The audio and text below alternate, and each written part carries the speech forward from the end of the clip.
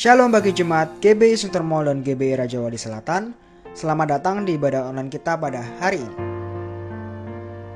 Untuk setiap jiwa-jiwa yang rindu untuk menabur dan mendukung kegiatan gereja kita hari ini, kita semua dapat menabur pada nomor rekening yang tertera di layar. Hai anak youth, gereja kita juga mengadakan youth online service yang akan diadakan pada setiap hari Sabtu jam 6 sore melalui channel YouTube Youth Soul. Nah, untuk teens, gereja kita juga mengadakan teens online service yang akan diadakan pada setiap hari Minggu jam 10 pagi melalui channel YouTube GOC Teens. Happy Sunday semuanya, saya berdoa roh kita tetap menyala-nyala pada masa ini.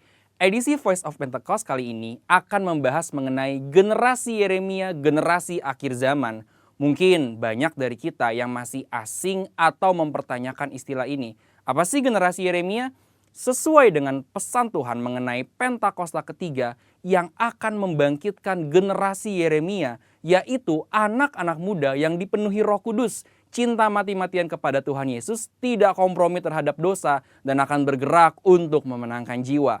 Maka dari itu, hari ini mari kita lihat apa yang Alkitab katakan tentang generasi Yeremia, generasi akhir zaman.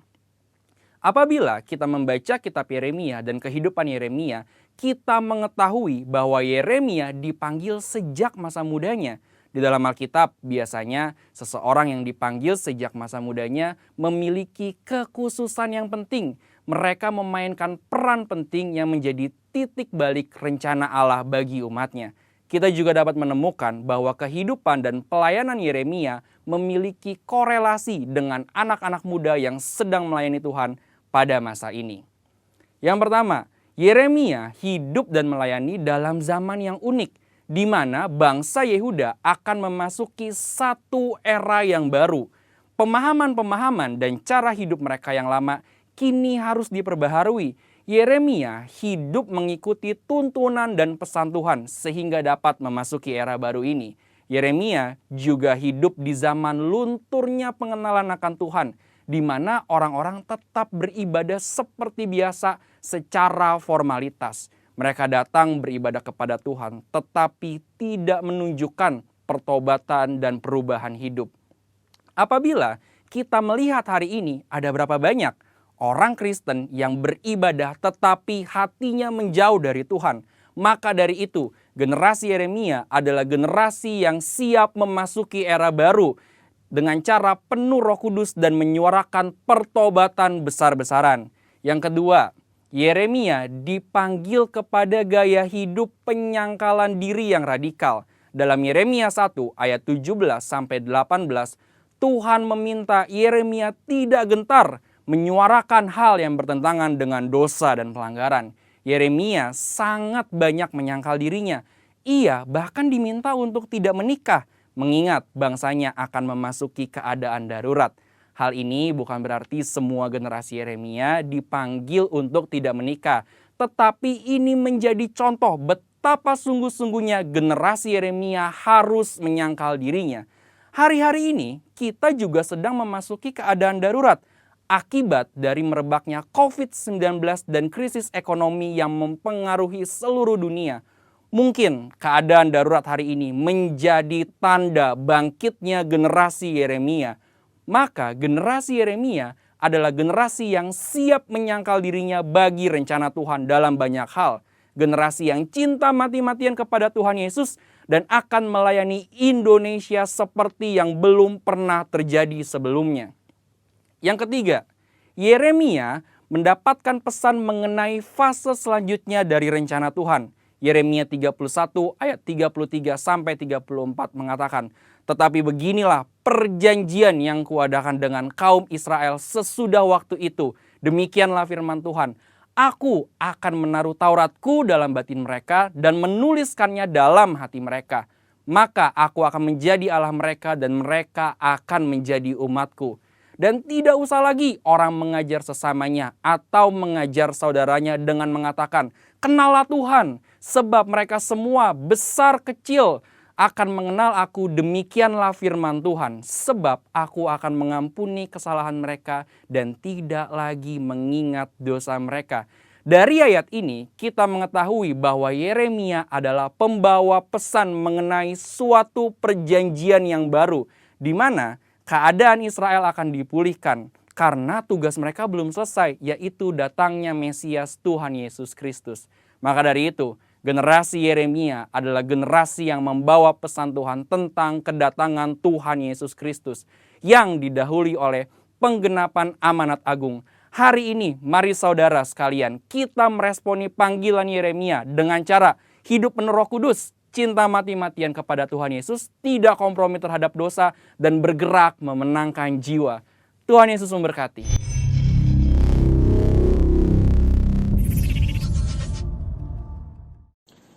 Shalom Bapak Ibu Saudara yang dikasihi Tuhan, mari kita akan bersama-sama membaca Mazmur 91 untuk membangkitkan iman percaya kita bahwa perlindungan hanya ada di dalam nama Tuhan Yesus Kristus. Dalam lindungan Allah, orang yang duduk dalam lindungan yang maha tinggi dan bermalam dalam naungan yang maha kuasa akan berkata kepada Tuhan, tempat perlindunganku dan kubu pertahananku, Allahku yang kupercayai. Sungguh, Dialah yang akan melepaskan engkau dari jerat penangkap burung, dari penyakit sampar yang busuk. Dengan kepaknya ia akan menudungi engkau, di bawah sayapnya engkau akan berlindung. Kesetiaannya ialah perisai dan pagar tembok.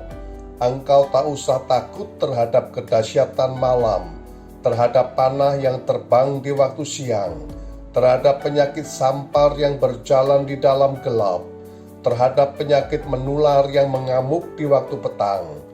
Walau 1.000 orang rebah di sisimu dan 10.000 di sebelah kananmu, tetapi itu tidak akan menimpamu.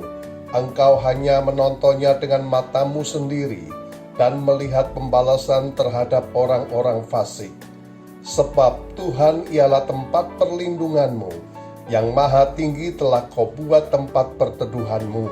Malapetaka tidak akan menimpa kamu, dan tulah tidak akan mendekat kepada kemahmu. Sebab malaikat-malaikatnya akan diperintahkannya kepadamu, untuk menjaga engkau di segala jalanmu. Mereka akan menatang engkau di atas tangannya, supaya kakimu jangan terantuk kepada batu. Singa dan ular tedung akan kau langkahi. Engkau akan menginjak anak singa dan ular naga. Sungguh, hatinya melekat kepadaku, maka aku akan meluputkannya. Aku akan membentenginya, sebab ia mengenal namaku. Bila ia berseru kepadaku, aku akan menjawab. Aku akan menyertai dia dalam kesesakan. Aku akan meluputkannya dan memuliakannya.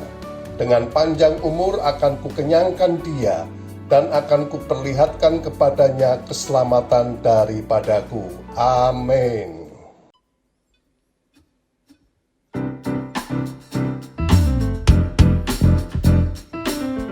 Haleluya, puji Tuhan. Shalom jemaat yang dikasihi Tuhan. Mari sama-sama kita bersuka cita dalam hadirat Tuhan. Sebab sukacita karena Tuhan adalah perlindungan kita. Haleluya, puji Tuhan. Terima kasih Tuhan. Bersuka karena kebaikan-Mu, dalam hadirat Tuhan ku akan bersuka. Ku kan bernyanyi puji kebesaran-Mu, dan hatiku bersuka.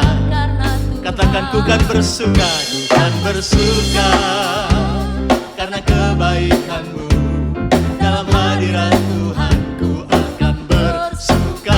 Ku kan bernyanyi puji kebesaran-Mu, dan hatiku bersuka karena rahmat-Nya.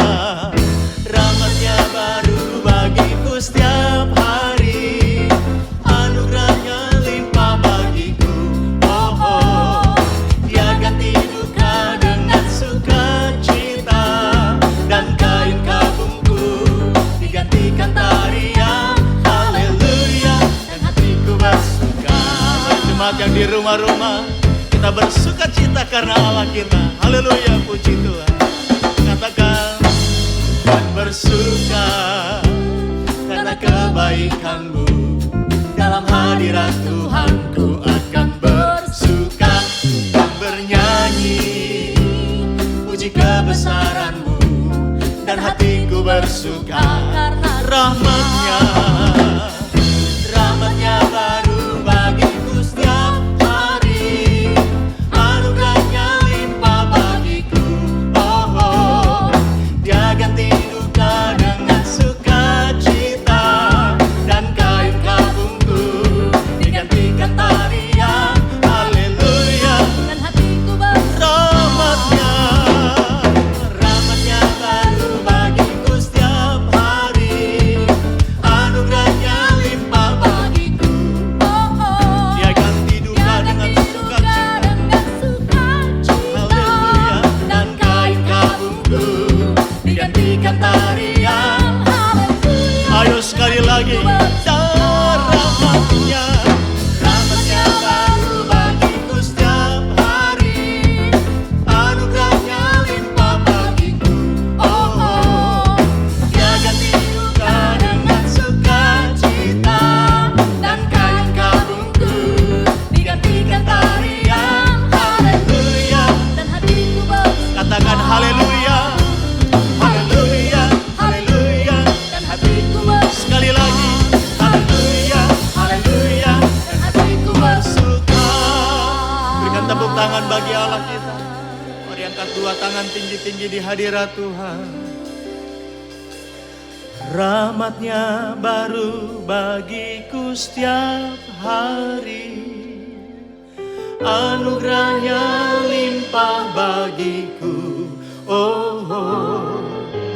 Dia ganti duka dengan sukacita, dan kain kabungku digantikan tarian. Haleluya. Dan hatiku bersuka.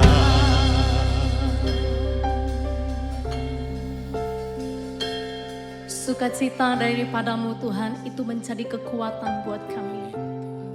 Sebab Engkau satu-satunya pengharapan kami Tuhan. Engkau satu-satunya kekuatan kami. Engkau satu-satunya yang berdaulat. Kami tahu segala sesuatu yang terjadi dalam hidup kami, Engkau turut bekerja mendatangkan kebaikan bagi kami. Dan waktu-Mu Tuhan, waktu yang terbaik tepat buat kami Tuhan. Terima kasih Tuhan, terima kasih. Kami bersyukur kepadamu Tuhan. Waktu Tuhan bukan waktu kita. Jangan sesali keadaannya. Untuk semua ada waktu Tuhan. Tetap setia mengandalkannya.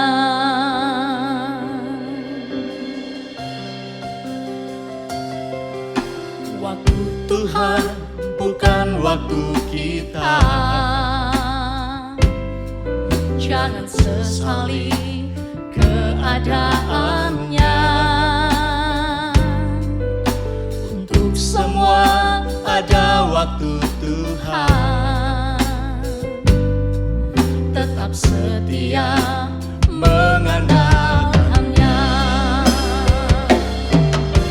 Segala yang terjadi di hidupku, Janji Tuhan menghidupiku selalu.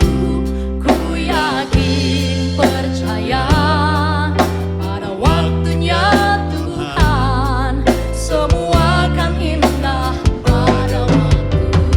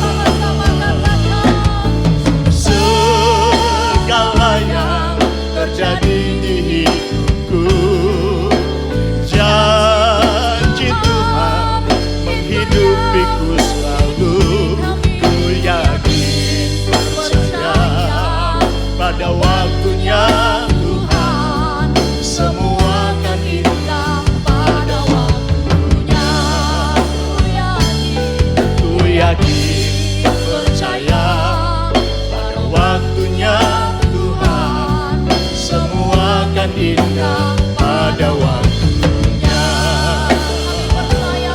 Ku yakin percaya pada waktunya Tuhan, semua akan indah pada waktunya.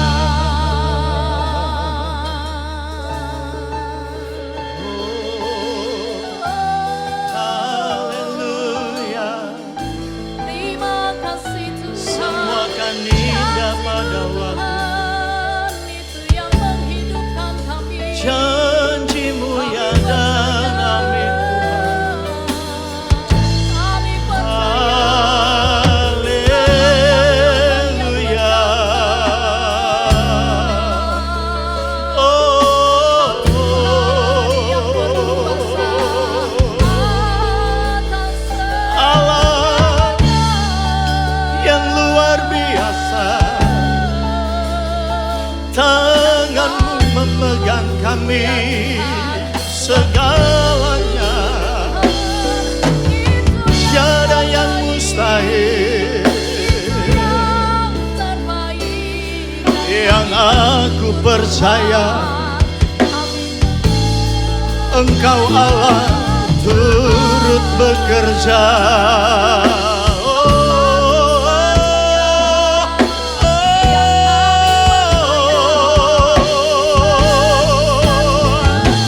Haleluya.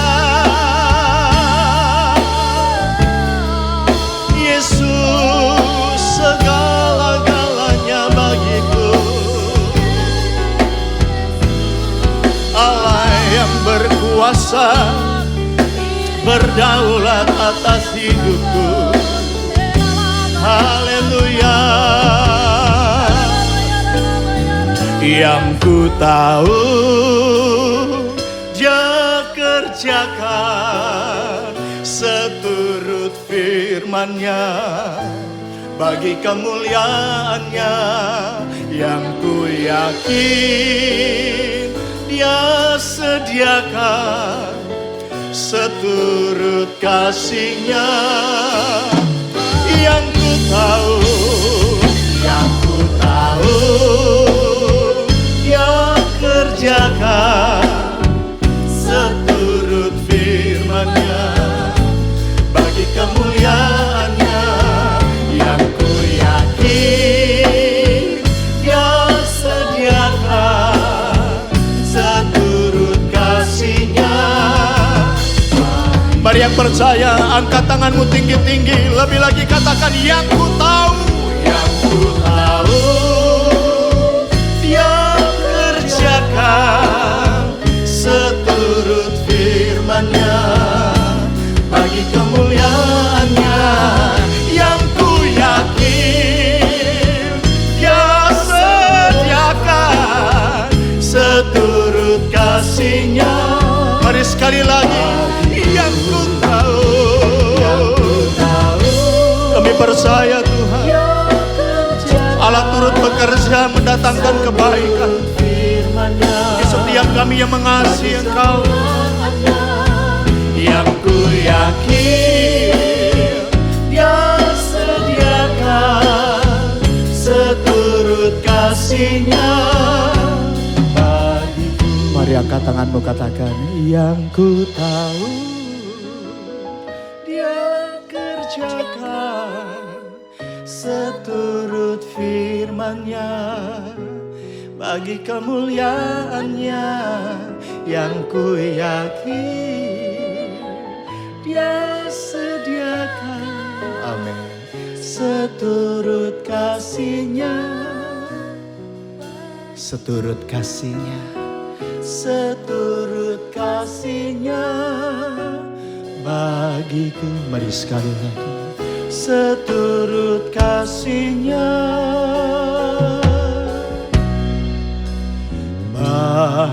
bagiku. Terima kasih, terima kasih ya Roh Kudus. Apa yang dimaksudkan dengan Pentakosta ketiga? Pentakosta ketiga adalah pencurahan Roh Kudus yang dahsyat di zaman now, melebihi yang terjadi di Azusa Street. Pentakosta ketiga akan mengakibatkan penuaian jiwa yang terbesar dan yang terakhir sebelum Tuhan Yesus datang kembali. Pentakosta ketiga akan membangkitkan generasi Yeremia, yaitu anak-anak muda yang dipenuhi Roh Kudus, cinta mati-matian kepada Tuhan Yesus, tidak kompromi terhadap dosa, dan akan bergerak untuk memenangkan jiwa. Pentakosta ketiga lahir di Indonesia dan bergerak ke bangsa-bangsa. Gerakan ini dari timur ke barat dan akan kembali ke Yerusalem. Pentakosta ketiga akan memberikan kuasa untuk menyelesaikan amanat agung, dan setelah itu Tuhan Yesus datang kembali. Salam sejahtera semuanya, haleluya. Saya percaya bahwa apapun terjadi, tidak ada yang dapat memisahkan kita dengan kasih Kristus. Hari ini saya bersyukur kepada Tuhan masih diberi kesempatan untuk boleh melayani Tuhan, untuk boleh menyampaikan kabar baik.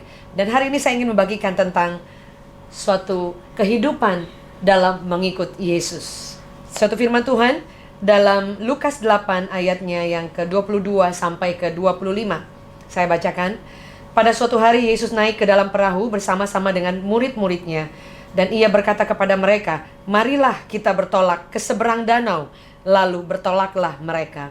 Dan ketika mereka sedang berlayar, Yesus tertidur. Sekonyong-konyong turunlah taufan ke danau, sehingga perahu itu kemasukan air dan mereka berada di dalam bahaya. Maka datanglah murid-muridnya membangunkan dia. Katanya, "Guru, Guru, kita binasa." Ia bangun lalu menghardik, dan air yang mengamuk itu dan angin dan air itu pun reda, dan danau itu menjadi teduh. Lalu katanya kepada mereka, "Di manakah kepercayaanmu?" Maka takutlah mereka dan heran. Lalu berkata seorang kepada yang lain, "Siapakah gerangan orang ini sehingga ia memberi perintah kepada angin dan air dan mereka taat kepadanya?" Hari ini satu kisah yang saya bacakan dari firman Tuhan yang mengisahkan tentang suatu waktu Yesus bersama murid-muridnya, mereka menyeberangi danau dan datanglah taufan, gelombang, angin sakal, kemudian mereka ada dalam bahaya. Dan ketika mereka ketakutan, mereka panik, mereka membangunkan gurunya dan berkata, "Kita binasa."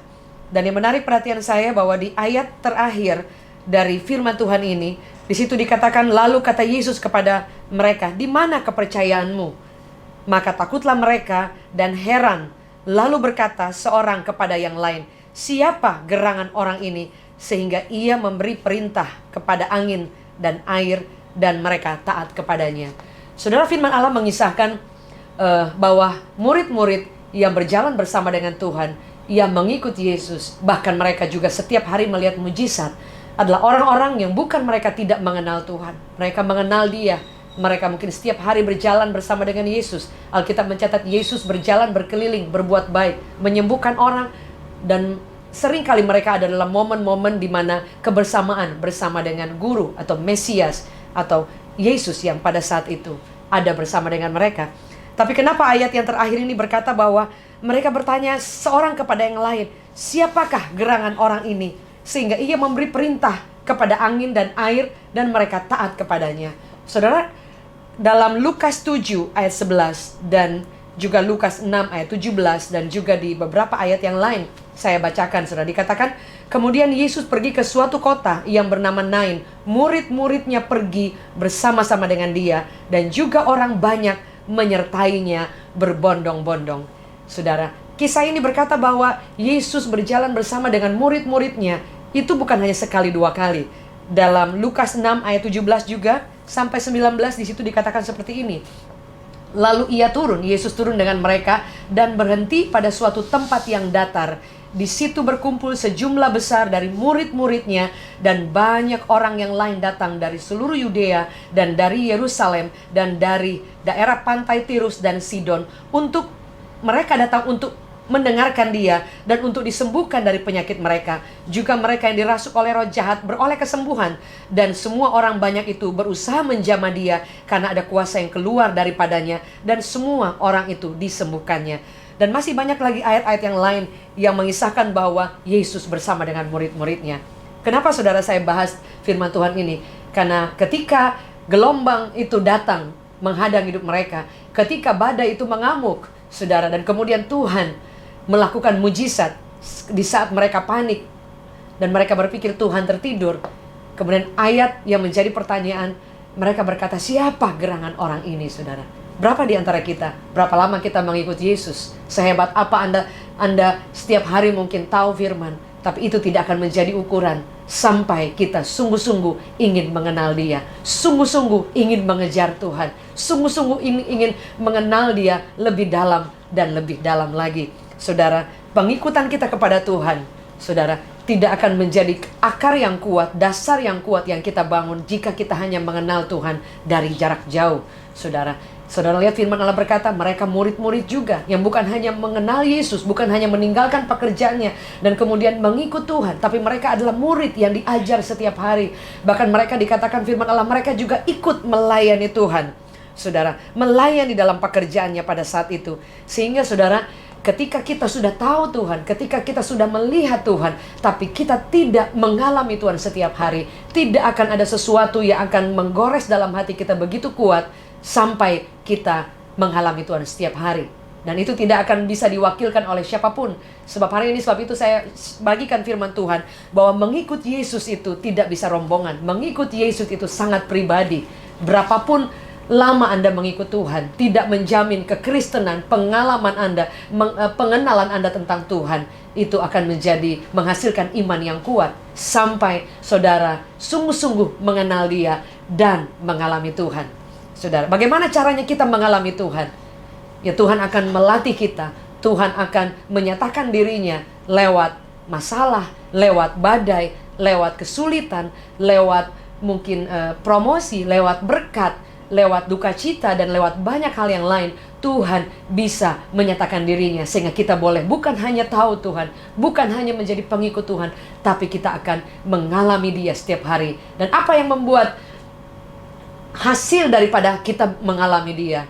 Di situ kita akan tahu Tuhan kita siapa, dan di situ kita akan tahu kita punya Allah yang hebat, dan di situ kita mengalami bahwa di detik-detik terakhir ketika kita ingin menyerah pun kita boleh mengalami Dia secara pribadi. Sehingga apa yang bertumbuh, apa yang diubahkan dalam hidup kita, apa yang hasil dari pengenalan kita akan Tuhan, ya kita akan semakin dikuatkan, kita akan semakin diteguhkan. Karena pengalaman kita setiap hari itu akan menghasilkan pengharapan, dan pengharapan itu akan membangkitkan iman kita sehingga kita mengenal Tuhan, kita mengikut Tuhan bukan hanya dari kata orang. Firman Allah berkata dalam Ayub, kita baca bersama Ayub 42 ayat 2 dan 6. Saudara, kalau kita baca dan kita tahu bersama kisah Ayub, dikatakan bahwa tidak ada orang yang sesaleh Ayub pada zamannya, saudara, dan takut akan Tuhan. Sepertinya orang ini sudah luar biasa. Tapi kenapa Tuhan masih mengizinkan badai, mengizinkan masalah yang bertubi-tubi dalam hidupnya? Bukan karena dia tidak baik. Alkitab mencatat di Ayub awal-awal pasalnya dikatakan dia adalah orang yang taat, saleh, beribadah, dan takut akan Tuhan. Tapi Ayub mengalami kehilangan keluarga, mengalami kehilangan harta benda, mengalami bertubi-tubi dia mengalami ditinggalkan orang, sakit, dan mengalami cacian, makian, dihina. Dan pada saat harga dirinya sudah hancur karena mengalami semua hal yang bertolak belakang dengan apa yang keadaan dia sebelumnya. Saudara, itu cukup menggoncangkan Ayub. Sehingga ada satu kata yang berkata seperti ini. Ayub 42 ayat 2 dikatakan, aku tahu bahwa engkau sanggup melakukan sesuatu dan tidak ada rencanamu yang gagal. Dan firman Tuhan dikatakan firmanmu, siapakah dia yang menyelubungi keputusan tanpa pengetahuan? Itulah sebabnya Ayub berkata, tanpa pengertian aku telah bercerita tentang hal-hal yang sangat ajaib bagiku dan yang tidak kuketahui. Saudara, kesalehan Ayub, takut akan Tuhannya Ayub tidak bisa menggantikan dengan suatu proses sampai dia mengalami Tuhan. Sebab itu jika ada orang yang menghindari proses, jika ada orang yang mungkin lari dari kenyataan, jika ada orang yang lari dari masa-masa kesulitan, saudara, kita tidak akan diubahkan, kita tidak akan mengalami Tuhan secara pribadi tanpa kita ada di dalam itu, tanpa kita mengalami itu. Karena kita percaya bahwa tidak ada rencana Tuhan, rancangannya yang gagal. Kapan? Ketika kita seperti Ayub mengalami Tuhan secara pribadi. Dia katakan dulu saya hanya Dia katakan bahwa saya bercerita tentang hal-hal yang ajaib yang tidak aku ketahui, saudara. Jadi jangan hari ini bangga dengan berapa lama Anda menjadi Kristen. Berapa lama bertahun-tahun Anda ada di bangku di gereja. Berapa lama Anda melihat mujizat setiap hari. Itu tidak akan menjadi sesuatu yang real, nyata, yang mempengaruhi iman dan pengharapan kita sampai kita mau diproses, sampai kita mau dibentuk, sampai kita mau mengalami pengalaman bersama dengan Tuhan. Dan ayat yang terakhir dia berkata seperti ini. Ayub berkata, hanya dikatakan firman-Nya, dengarlah maka akulah yang akan berfirman. Aku akan menanyai engkau supaya engkau memberitahu aku. Dan kemudian Ayub berkata, hanya dari kata orang saja aku mendengar tentang engkau. Tetapi sekarang dia katakan, mataku sendiri memandang engkau. Saudara, berapa lama kita menjadi Kristen, itu akan menjadi pengalaman yang luar biasa sampai ketika kita ingin mengalami Tuhan setiap hari. Sebab itu, jangan pernah menyerah untuk keadaan apapun. Hari ini bangsa kita, bahkan seluruh dunia sedang berada di masa-masa proses, badai, mengamuk. Dan banyak orang yang saya percaya kita dengan segala kemampuan kita tidak bisa menghindari. Dengan kekayaan kita tidak bisa juga menghindari COVID-19. Dengan semua yang kita miliki pun kita tidak bisa menghindari badai. Tapi yang ada, mari berjalan di atas badai. Mari maju dan mempercayai hatinya Tuhan. Kenal Tuhanmu dan kenal, alami Dia setiap hari. Ketakutan bisa datang, tapi ketika kita tahu kepada siapa Tuhan yang kita percaya, kita tidak akan pernah menaruh curiga kepada Tuhan jika Tuhan merancangkan yang buruk. Alkitab mencatat tidak ada rancangannya yang keliru dan salah. Semua rencananya sempurna. Sebab itu hari ini, sebab itu saya mengajak Bapak Ibu Saudara, dimanapun Anda mendengarkan siaran ini, hari ini mungkin kita belum bisa untuk beribadah secara langsung, tapi firman Allah berkata bahwa tidak ada yang dapat memisahkan kita dari kasih Kristus. Jangan lupa untuk bukan hanya mengikut Tuhan, jangan lupa untuk bukan hanya mengenal Tuhan, tapi jangan lupa untuk mengalami Tuhan setiap hari. Jalani setiap hidup, lihat Tuhan dari setiap masalah, lihat Tuhan dari setiap berkat, lihat Tuhan dari setiap promosi yang ada, sehingga kita tahu kita akan mengalami Dia setiap hari. Tidak bisa diwakilkan oleh orang lain. Iman itu bukan iman rombongan. Sebab itu mengikut Yesus adalah keputusan pribadi. Kenali Tuhan sehingga kita tidak akan mengalami Tuhan hanya dari kata orang saja. Mungkin banyak kali kita mendengar kesaksian orang mengalami ditolong Tuhan, mengalami dipulihkan Tuhan, mengalami diberikan pertolongan di detik-detik terakhir, mengalami disembuhkan Tuhan, mengalami usahanya yang bangkrut atau terancam gagal kemudian ditolong Tuhan. Kita hanya sudah capek mendengarkan kesaksian daripada orang-orang yang kita tahu bersama. Dari video, dari YouTube, dari mana saja kita boleh mendengar kesaksian orang, pengalaman mereka bersama dengan Tuhan. Tapi jangan lupa, mengikut Tuhan itu sangat pribadi. Anda dan saya harus mengenal Dia, mengalami Dia setiap hari, sehingga ada hasil yang diubahkan, yaitu pengharapan kita akan teguh, iman kita akan kuat dan terus bertumbuh, dan kita tahu kepada siapa kita percaya, kita tahu kepada siapa kita berharap, sehingga tidak akan mudah untuk kita digoncangkan. Masalah, kesulitan apapun tidak sanggup untuk menggoncangkan kita jika kita mengalami Dia setiap hari. Dimanapun Anda berada, ada berapa di antara saudara hari-hari ini mengalami ketakutan? Ada berapa di antara saudara mungkin hari-hari ini mengalami sesuatu yang tidak bisa Anda ungkapkan, ketidakmengertian untuk hal-hal yang kita sedang menghadapi COVID-19 dengan semua efek dari semua yang kita lihat hari-hari ini. Ada banyak orang kehilangan pekerjaan, ada banyak orang kehilangan mata pencarian, ada banyak orang yang tidak bisa membayar hutang ataupun dalam keadaan yang terlalu sulit. Bukan hanya menghadapi ketakutan penyakit, tapi efek yang lain. Tapi saya percaya bahwa mari tetap berharap kepada Tuhan.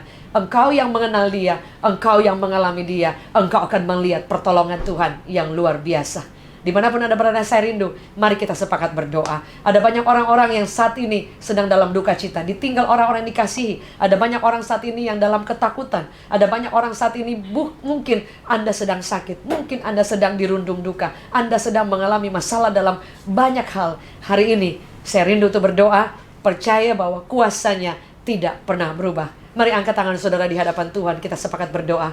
Tuhan, hamba berdoa, Kami tahu bahwa dimanapun suara ini dapat didengar, dimanapun siaran ini dapat didengar, kami percaya tidak ada yang dapat memisahkan kami dari kasih Kristus. Alkitab mencatat 2-3 orang yang sepakat dalam namamu, Engkau hadir, Engkau menjawab, Engkau bekerja dalam hidup kami. Bapa, biar setiap firman yang sudah kami dengar itu boleh kami simpan dalam hati kami, dan itu boleh mengubahkan hidup kami. Dan hamba berdoa buat setiap saudara-saudara seiman ataupun siapapun yang sedang menonton hari ini, mereka dalam kesusahan, mereka dalam badai, mereka dalam mungkin sedang sakit, mereka dalam ketakutan atau apapun, kami berdoa, kami mengarahkan tangan dan kami berdoa biar kuasa-Mu yang menjamah mereka. Jika mereka sedang sakit dimanapun mereka berada oleh bilur-bilur Yesus, di dalam nama Yesus kami angkat hati dan iman kami sepakat, dan kuasa-Mu mengalir dengan tidak ada batasnya. Buat saudara-saudara kami dimanapun mereka berada yang mereka sedang mengalami berbagai macam masalah, Tuhan, Engkau tolong mereka supaya mereka boleh melihat Tuhan, mengalami Tuhan, dan mereka boleh keluar sebagai pemenang dan mengenal Engkau lebih dekat lagi. Hamba berdoa biar Engkau tolong beri kekuatan penghiburan yang kuat, dan Engkau menolong mereka dalam menyelesaikan setiap masalah mereka, dan tangan Tuhan yang luar biasa sanggup bekerja dan masih bekerja sampai saat ini. Kami tidak lupa berdoa juga, jika di antara kami ada orang-orang yang mungkin belum mengenal Engkau, ada orang-orang yang mungkin mereka tergerak hatinya ingin mengenal Engkau, tapi mereka tidak tahu bagaimana caranya dan siapa Engkau, Tuhan. Hamba berdoa di tempat dimanapun Anda berada saat ini, hamba berdoa biar kasih Tuhan mengalir buat mereka. Engkau yang membawa mereka untuk mengenal Engkau, mengalami Engkau, dan mereka akan menjadi orang Kristen, menjadi murid pengikut Tuhan yang kuat, yang tidak tergoncangkan, dan mengalami Tuhan dari dekat setiap hari. Kami ucapkan syukur dan mengucapkan damai sejahtera, pemulihan atas Indonesia, bahkan bangsa-bangsa di seluruh dunia. Kami boleh menang melewati badai COVID-19 karena kuasa-Mu masih bekerja atas seluruh bumi. Kami ucapkan syukur saat ini juga di dalam nama Yesus. Haleluya. Maju terus dalam Tuhan. Have a great Sunday. Bersama mengikut Tuhan dan jangan pernah menyerah. God bless you. Ku yakin percaya pada waktunya Tuhan semua akan indah.